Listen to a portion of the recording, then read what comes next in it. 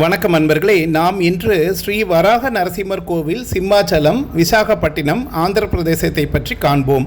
கடல் மட்டத்திலிருந்து சுமார் 300 மீட்டர் உயரத்தில் உள்ள சிம்மாச்சலம் மலையில் ஸ்ரீ வராக லட்சுமி நரசிம்மர் கோவில் அமைந்துள்ளது.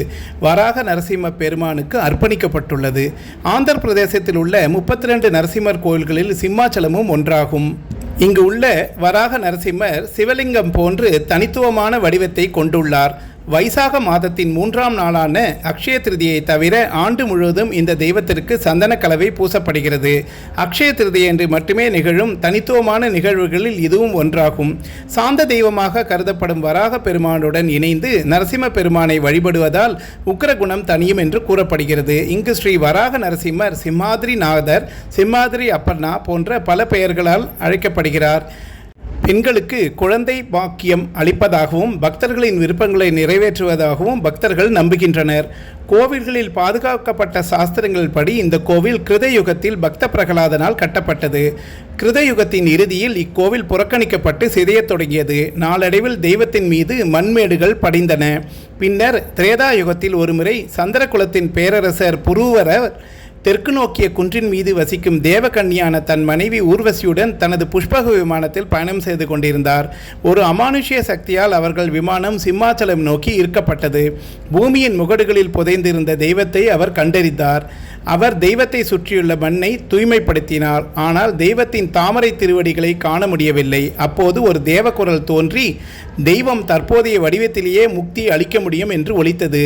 அரசர் புரூவரர் கோவிலை புனரமைத்தார். வைகாசி மாதத்தின் 3ஆம் நாளான அக்ஷய திருதியை தவிர ஆண்டு முழுவதும் வராக நரசிம்மரின் திருவுருவத்தை சந்தனப்பூச்சால் மூட வேண்டும் என்று ஊர்வசிக்கு கனவில் இறைவன் அறிவுறுத்தினார். இந்த மரபு இன்றும் கடைபிடிக்கப்படுகிறது. 11ஆம் நூற்றாண்டில் ஜெகநாதபுரி கோவிலில் நடந்த ஒரு விவாதத்தில் வெற்றி பெற்ற பிறகு ஸ்ரீ வைஷ்ணவ துறவியும் தத்துவ ஞானியுமான ஸ்ரீ ராமானுஜாச்சாரியார் சிம்மாச்சலம் கோவிலுக்கு விஜயம் செய்தார். சிம்மாச்சலம் தெய்வம் சிவபெருமான் என்று நம்பப்பட்டது. இதற்கு முக்கிய காரணம் தெய்வத்தின் தோற்றம் மற்றும் நம்பிக்கைகளை மேலும் வலுப்படுத்திய பல காரணங்களாகும். வராக நரசிம்மரின் தெய்வம் பஞ்சாத்திர ஆகம விதிகளுக்கு ஏற்ப ஒரு வடிவத்தில் உள்ளது என்று ராமானுஜர் வாதிட்டார். ராமானுஜாச்சாரியார் சிம்மாச்சலத்தில் இருந்த அறிஞர்களை தோற்கடித்து அக்கோவிலை ஒரு வைணவ வழிபாட்டு தலமாக மாற்றினார். சந்தன கலவை பூசப்பட்ட ஸ்ரீ வராக நரசிம்மரின் திருவுருச்சிலையை தரிசித்த போது அது ஒரு சிவலிங்கம் போல காட்சியளித்தது. ராமானுஜாச்சாரியார் கோவிலை தன் வசப்படுத்தி கொண்டு அந்த பூச்சை அகற்றுமாறு அர்ச்சகர்களுக்கு கட்டளையிட்டார். அந்த பணி தொடங்கியது. ஆனால் அது முடிவடைவதற்குள் சிலையில் இருந்து ரத்தம் வடிய தொடங்கியது. கட்டளையை மீறியதால் தெய்வம் கோபமடைந்ததை உணர்ந்த அவர்கள் மீண்டும் சந்தன கலவையை பூசியதால் ரத்தம் வடிவது நின்றது. தெய்வம் ஒரு லிங்கம் போலவே தோன்ற விரும்புகிறது என்று கருதிய அவர்கள் அக்ஷய திருதியை தவிர மற்ற நாட்களில் அந்த மரபை தொடர்ந்தனர். சிம்மாச்சலம் கோவில் 3 பிரகாரங்கள் மற்றும் 5 நுழைவாயில்களுடன் வெளியிலிருந்து பார்க்கும்போது ஒரு கோட்டையை போல காட்சியளிக்கிறது. கோயிலின் தற்போதைய வடிவத்தின் பெரும்பகுதி 1ஆம் நரசிம்ம தேவனால் புனரமைக்கப்பட்டது. இந்த கோவிலின் வடிவமைப்பு ஒரிசா, சாளுக்கிய மற்றும் சோழர் பாணிகளின் கலவையாகும். கோயில்களின் கட்டிடக்கலை வழக்கமான மரபில் ஒரு அசாதாரண நிகழ்வாக இந்த கோவில் மேற்கு நோக்கி அமைந்துள்ளது. இந்த கோவில் முதலில் கிழக்கு நோக்கி இருந்ததாகவும் பின்னும் மர்ம காரணங்களால் மேற்கு நோக்கி மாற்றப்பட்டதாகவும் நம்பப்படுகிறது. புருஷோத்தம சம்ஹிதை, விஷ்ணு சம்ஹிதை நூல்களின் படி மேற்கு நோக்கிய கோவில்கள் வெற்றியையும் கிழக்கு நோக்கிய கோவில்கள் செழிப்பையும் குறிக்கின்றன. பக்தர்கள் பக்கவாட்டு வாசல் வழியாக கோவிலுக்குள் நுழைகின்றனர். மேற்கு நுழைவாயிலில் அமைந்துள்ள 5 அடுக்கு ராஜகோபுரத்தின் படிக்கட்டுகள் 96 தூண்களை கொண்ட கல்யாண மண்டபத்திற்கு இட்டுச் செல்கின்றன. கல்யாண மண்டபத்தில் உள்ள தூண்களில் சுவர்களில் விஷ்ணு பகவான், அவரது துணைவியான லட்சுமி தேவி மற்றும் 12 ஆழ்வார்களின் சிற்பங்கள் செதுக்கப்பட்டுள்ளன. நுழைவாயிலுக்கு அருகில் சைதன்ய மகாபிரபுவின் தாமரை தடங்களை காணலாம். முகமண்டபத்தில், அதாவது பிரதான மண்டபத்தில் குணப்படுத்தும் சக்தி கொண்ட ஸ்தம்பம் என்ற தூண் உள்ளது. இது சந்தான வேணுகோபால சுவாமி யந்திரத்தை பயன்படுத்தி புனிதப்படுத்தப்படுகிறது. நிறைவேறாத விருப்பங்களை நிறைவேற்றும் என்று அறியப்படுகிறது.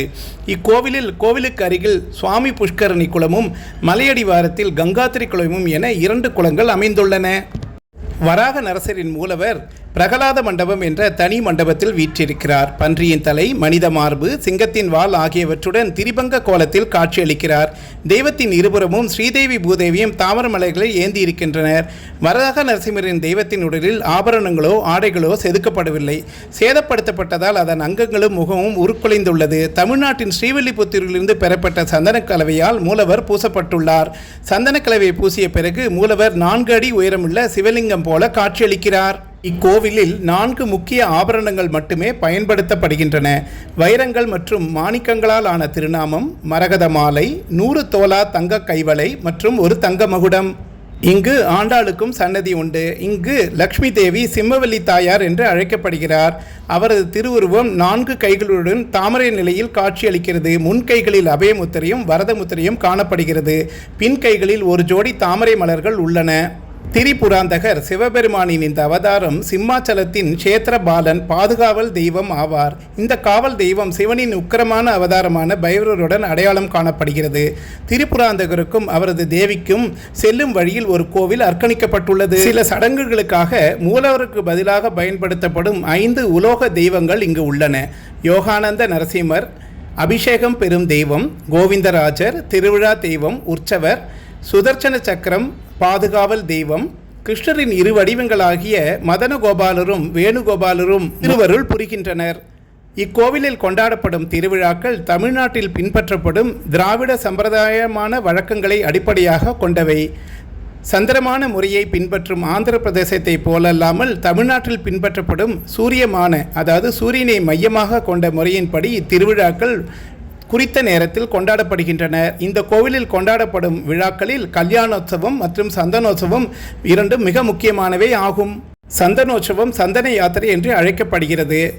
கோவிலின் வரலாற்றின்படி இந்த விழா அக்ஷய திருதியை எனும் மங்களகரமான நாளில் கொண்டாடப்படுகிறது. மூலவர் சிலையிலிருந்து சந்தனக்கலவை அகற்றப்பட்டு பக்தர்கள் நாள் முழுவதும் தெய்வத்தின் மூல வடிவமான நிஜரூப தரிசனம் பெறலாம். வருடத்தில் 4 நாட்கள் அக்ஷய திருதியை, வைசாக, ஜயேஷ்ட, ஆஷேட மாதங்களின் பௌர்ணமி நாட்களில் சந்தனக்கலவை தெய்வத்திற்கு பூசப்படுகிறது. இந்த கோவிலில் ஹோலி பண்டிகை மற்றொரு முக்கிய திருவிழாவாகும். இந்த கோவிலில் கொண்டாடப்படும் மற்ற பண்டிகைகள் நரசிம்ம ஜெயந்தி, கிருஷ்ண ஜன்மாஷ்டமி, தீபாவளி, கிரி பிரதர்ஷனம்.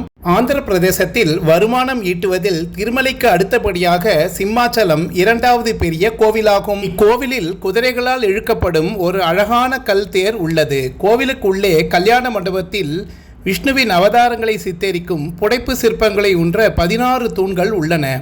விஷ்ணுவின் மனித சிங்க அவதாரமான நரசிம்மர் கோவில் முழுவதும் பல சித்தரிப்புகளில் காணப்படுகிறார். ஒவ்வொரு ஆண்டும் சந்தனோற்சவ திருவிழா காலத்தில் உலகிலிருந்து லட்சக்கணக்கான பக்தர்கள் இந்த கோவிலுக்கு வருகிறார்கள். இங்குள்ள காந்தரா நீர்வீழ்ச்சியுடன் கூடிய புஷ்டகரணியில் நீராடிவிட்டு வராக நரசிம்மையை தரிசித்து மனபயம் அகற்றுவோம், மனோதைரியம் பெறுவோம், நினைவாற்றல் பெருகும். நன்றி, வணக்கம். மீண்டும் சந்திப்போம்.